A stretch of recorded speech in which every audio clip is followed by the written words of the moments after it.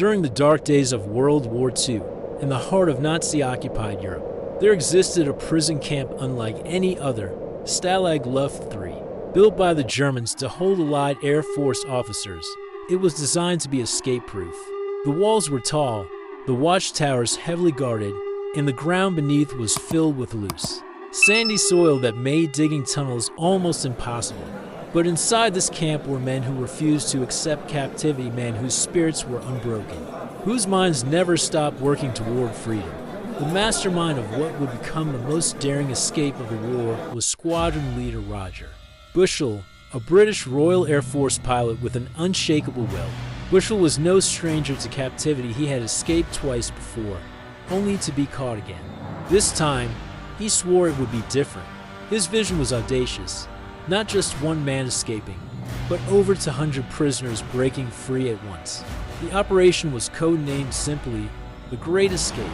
To achieve this, 3 massive tunnels were planned, nicknamed Tom, Dick, and Harry.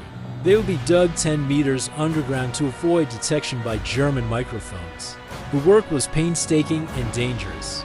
Prisoners used tin cans as shovels, smuggled wood from their beds to reinforce the tunnels, and sewed secret compartments into their clothes to hide the excavated sand, scattering it around the camp.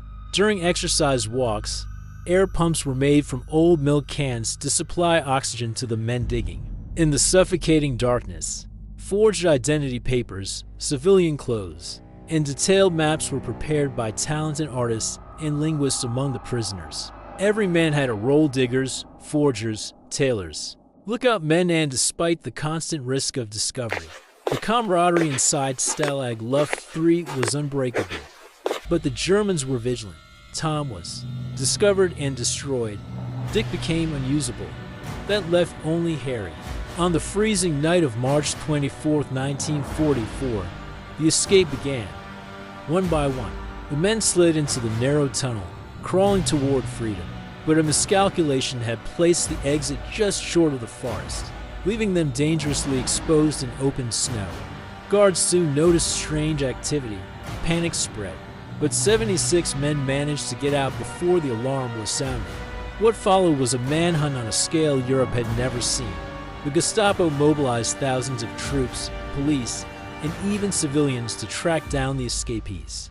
Tragically, 73 of the 76 men were recaptured.